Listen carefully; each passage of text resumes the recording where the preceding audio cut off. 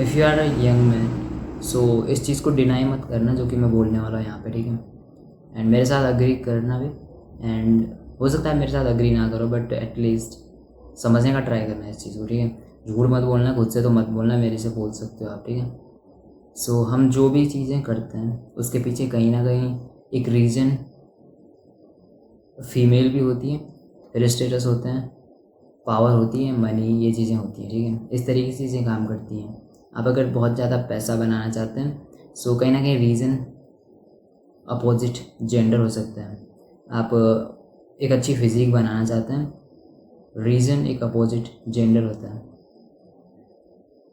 ठीक है। आप अपनी लाइफ में स्टेटस गेन करना चाहते हैं, आप सोसाइटी में अपनी इज्जत चाहते हैं, एंड आप एक फीमेल अटेंशन चाहते हैं। इस चीज़ को माने ना मानो, हम डिनाई कर ही नहीं सकते इस चीज़ को। एक एक्चुअल में ये चीज़ें बहुत हद तक सही हैं। आप जिम जा रहे हैं, रीज़न फीमेल अटेंशन हो सकती है। आप बहुत ज़्यादा काम कर रहे हैं, फोकस्ड हैं, रीज़न फीमेल अटेंशन हो सकती है।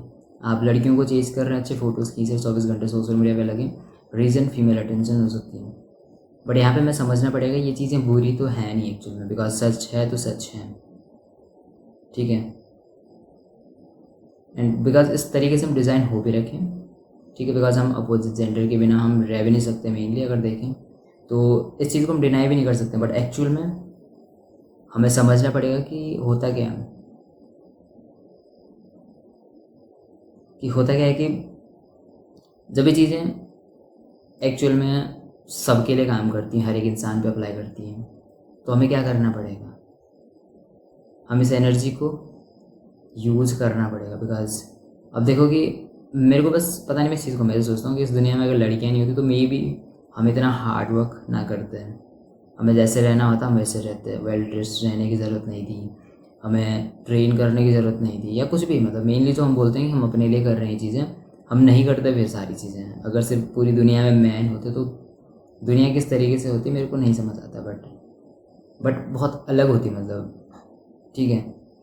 अगर इस कंडीशन के हिसाब से देखें, अगर इस दुनिया से लड़कियां हटा दें सिर्फ इस मोमेंट पे, बाकी सारी चीज़ें सेम रहे, तो हम आधे से ज़्यादा चीज़ें ऐसी छोड़ देंगे करना। बिकॉज हमारा मेन पर्पस फीमेल अटेंशन या अपोजिट जेंडर को जो है अट्रैक्ट करना होता है। तो हमें समझना पड़ेगा जब ये चीज़ें बहुत हद तक सही हैं, मतलब कम्प्लीटली हम वही चीज़ें कर रहे हैं बिकॉज हमें फीमेल अटेंशन चाहिए, बहुत चीज़ें। तो हमें समझना पड़ेगा कि हमें इस एनर्जी को यूज़ करना है, जैसे हम बात करते हैं ट्रांसम्यूट, ठीक है।